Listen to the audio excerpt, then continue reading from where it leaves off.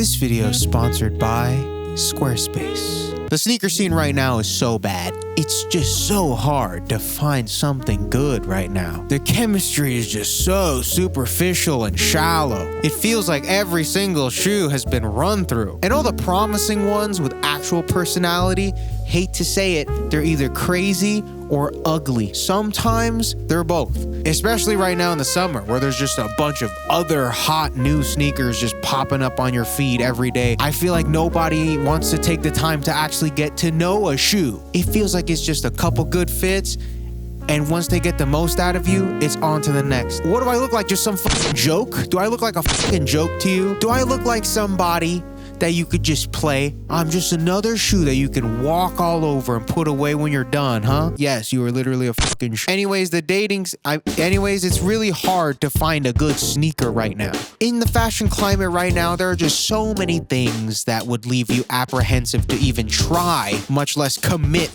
to a sneaker that you can build your whole wardrobe around. Brother, and I feel you, man. Recently, I have been having the exact same struggle lately. Who doesn't want to find a good shoe that they can settle down with and then build something with and have a long-lasting relationship with? I envy the people that just wear the same and they look good and that's their thing. But recently I have discovered something surprising about the sneaker scene that I would love to share with you guys. You're the problem. I found out that you're the problem, and it's not the shoes. See, the shoes are shoes. The shoes are gonna be shoes. They're not alive. The shoes are not real. How can the shoes be the fucking problem? They're shoes. You're the problem, brother, and I'm here to fix you. Oh, wow, he can fix me. How are your ops shoes? Okay, when something is played out, right?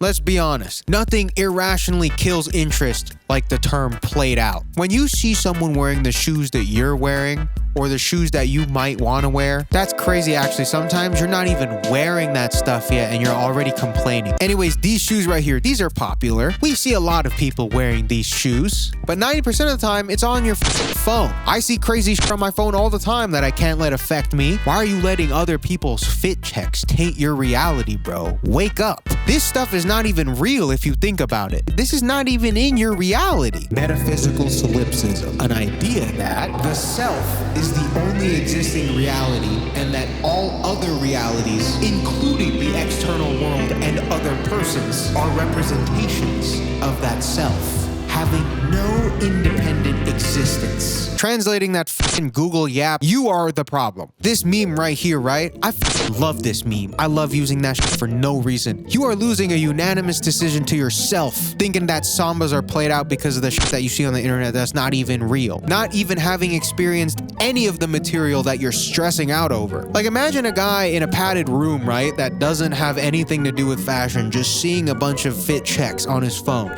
Like some guy he's just alone, doesn't participate in fashion as a hobby in person, just on his phone all the time in a padded room, and he has never held a samba. He's never seen a samba. He doesn't even know what that is. He has no understanding of this shoe in real life, and all he's done is seen it on his phone in his padded room. How is he so stressed out over a reality that he's not even participating in? Guys, I hate to break it to you, you're the guy in the padded room. Okay, let's take a step back.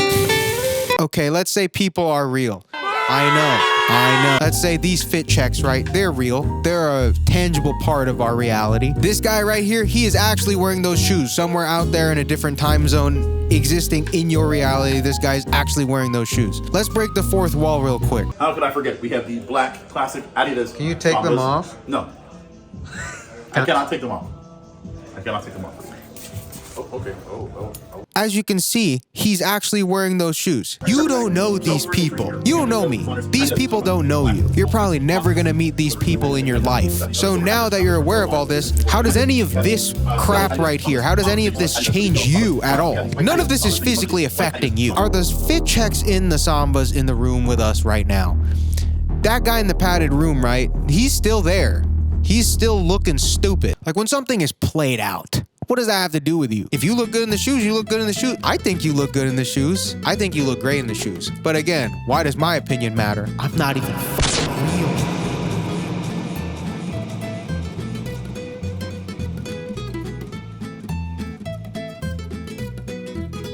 Unless you actually don't look good in the shoes, in which case, again, you're still the problem. Okay, I gotta confess, guys, I'm the problem. I can't lie. I can't take my own advice, bro. You know how it is when you give your homies the best relationship advice and then you call your ex. Like that, I feel like that for fashion. I want to wear Sambas sometimes. Like sometimes like they're cool. Like some of them are cool. Like I genuinely have a lot of interest. I'm like, wow, that's a really nice shoe.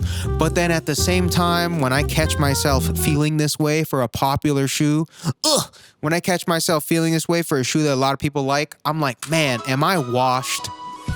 Do I not have subversive esoteric taste anymore? The fact that I like these shoes and a lot of people like these shoes, am I washed? I'm just like you, experiencing myself and hating it. I'm experiencing myself and I'm losing. Like this fit right here, undeniably, I just want to put on these Wales Bonner Sambas and just call it a day. And like, dude, I fucking love them. But here I am, looking at myself, experiencing myself, thinking, wow, I have now become that of which I loathe. But not really, because I don't actually hate the shoe. So then I'm like, dude, what am I even stressing out over? See, really, if I experience myself experiencing myself,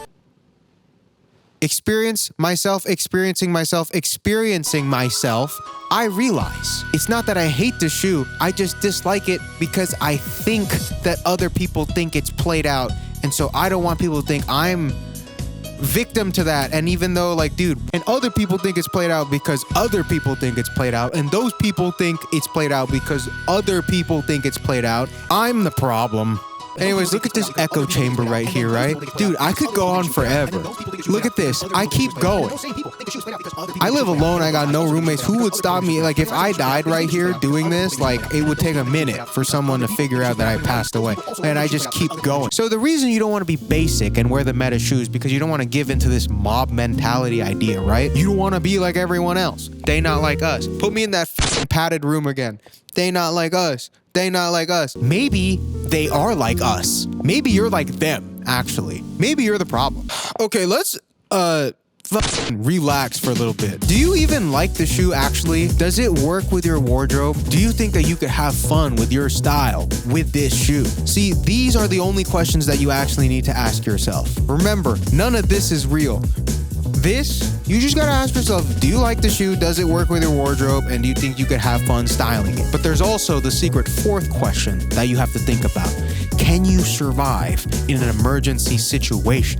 See, I think about this question the most. I actually think about this first, especially when it comes to shoes. Like if shit went down like randomly, right? Like the rapture happened and then good and evil were put into this plane and everything had to fight like that one book in Revelation. If that happened right now and I was wearing these shoes, how good am I? I will say, outside of the whole philosophical, whatever the past 8 minutes has been, outside of all of this, there is definitely a real fatigue when it comes to a popular shoe. When you low-key start hating your main sneaker meme. But this goes for everything, not just clothes, you know? This is just basic human psychology. Like when you hear the same song over and over, right? Like nothing changes about the song, you just get tired of it. You might have even really liked it at one point, but you will just get tired of it. And like that, this is a real thing when it comes to maybe you're on your phone a lot. Who's on their phone? Who's out there on their phone? And maybe you see the same shoe or the same fit over and over and over, just plastered on your feet. That will definitely add to the fatigue. And it also doesn't help when a brand realizes its motion. It's like, oh, you like that? Here's 1,000 variants of that thing that you like. Here's the sped up version. Here's the slowed and reverb version. Remixed with a random rap verse that never fits, but it's just another popular rapper on the same label. And it's like, yo, maybe no one likes that. Instrumental, acapella. But you realize at some point this is gonna happen to every shoe. So you might as well pick something that you're gonna ride with anyways. So what was the point of all of this? What's the actual popular shoe problem in fashion? Well, it's not the shoe's fault that it's popular. And also, there's nothing wrong with something becoming popular. The real issue is people feeling the need to not like something because it's popular. And like I said with fatigue earlier, it's not that you can't dislike something because of its overexposure. Like that gets annoying. Like this is a completely valid reason. But the reality is these things are not expiring as fast as you think they are. Like there's almost always something new that could be brought to the table. And I think everyone can benefit from having a good starting point where they can just apply themselves. Just having an aesthetic base to really take your creative expression to the next level. And just imagine if we had over 100 of those at our disposal? Well, we do now, and we always have. Thanks to the sponsor of this video, Squarespace, the best place to make a website for absolutely anything. Now with this website building system called Fluid Engine, it essentially puts your entire website on a grid where you can click and drag technical and graphic assets to your liking so that you can really apply yourself easier than ever. Personally, I don't think it's ever been easier to make a website, and as an e-commerce guy, I really thought that setting up your online store would be the biggest headache, as I just feel like logistically that's always going to be a hard thing to... Nope. Not anymore. Thanks to all of Squarespace's integrated e-commerce tools, almost everything you're going to want to use is already integrated on the website builder, so you can just plug and play. And of course, you can try all of this out for yourself to see how easy everything is at squarespace.com/frugalaesthetic now. You'll get a free trial of that Fluid Engine so you can figure things out for yourself. And when you want to make things public, you'll get 10% off your first website or domain, all at squarespace.com/frugalaesthetic. The link is in the description right now. Thank you to Squarespace for sponsoring today's video, as always. But truly, the real popular shoe problem in fashion is the idea that you think you're too cool to share a common interest. And also, the real popular shoe problem in fashion is the friends we made along the way.